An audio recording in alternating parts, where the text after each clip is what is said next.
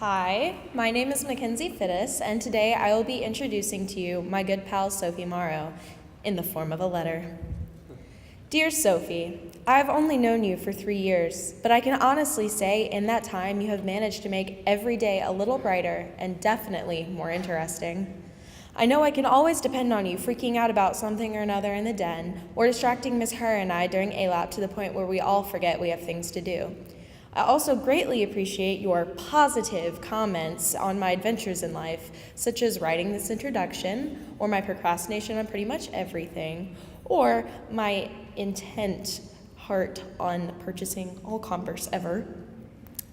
For whatever reason, you believe in me, and I hope you don't hate this as much as you apparently hate celery. But what I do know is that you have been freaking out about not only this speech, but also my introduction. And I'm sorry I did not let you write this yourself, but I hope it lives up to your standards. I can't wait for your wise words of wisdom to bless the people of this chapel, and I know you will rock everyone's socks off. Don't be nervous, you'll do great. Much love for you, Sophaloaf. Sincerely, Finesse, Fitness, Fatisse.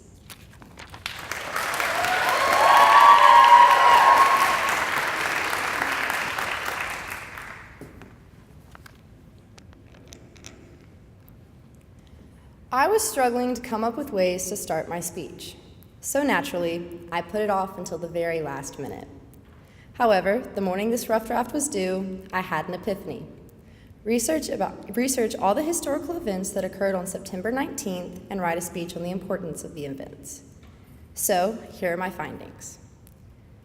In 335 AD, Constantine the Great became the Kaiser of the Roman Empire.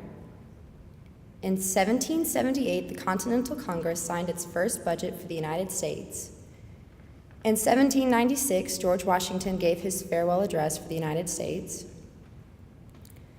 In 1893, New Zealand became the first country to grant women the right to vote.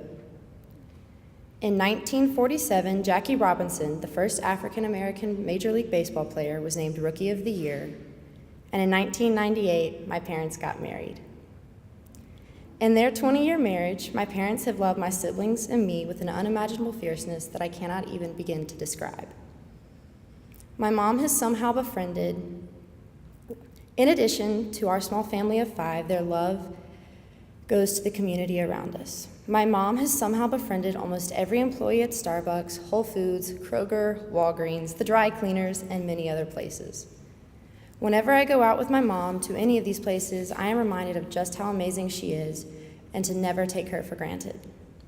The impact my mother has had on our community by being a friendly face is one of the many things I admire most about her. In addition, my mom is a great listener. She patiently listens to me when I go on long rants when I am frustrated. She gives me advice when I ask for it, and I know I will always be able to count on her. If I call her and she doesn't answer her phone the first time, I know from experience she will most definitely answer by the 10th. My mom not only listens to my sisters and me, but she also listens to our friends, many of whom call her their second mother. Some of our friends come to our house even when we're not there, just so they can talk to my mom. They constantly remind me that I will never be as cool as my mom, and they love her way more than they love me. I would like to disagree on this point, but I know that it would be a losing argument because my mom is and always will be cooler than I am.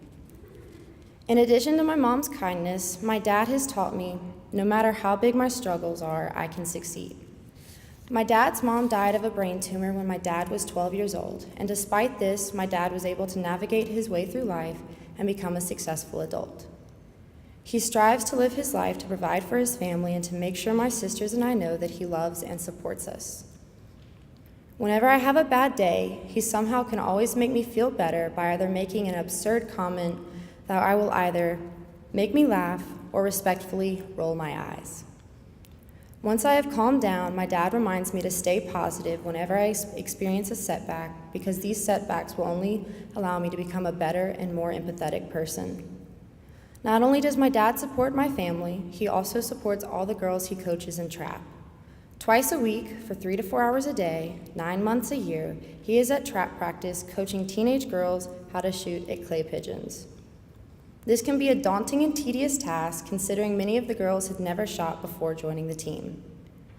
Whenever someone on the team is having a bad day, my dad has the ability to make her laugh and brighten her day with some ridiculous comment that he decides needed a big production, and it always ends up distracting the whole team and making everyone laugh.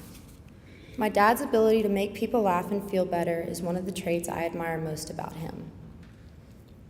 My parents have a knack for caring for others, and both are devoted to not only loving our family, but their community.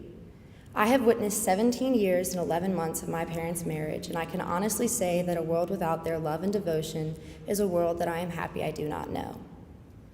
Whether it is befriending strangers or coaching girls in trap, my parents are a team, and I couldn't be happier to tell them happy 20th anniversary. I love you both so much. Thank you.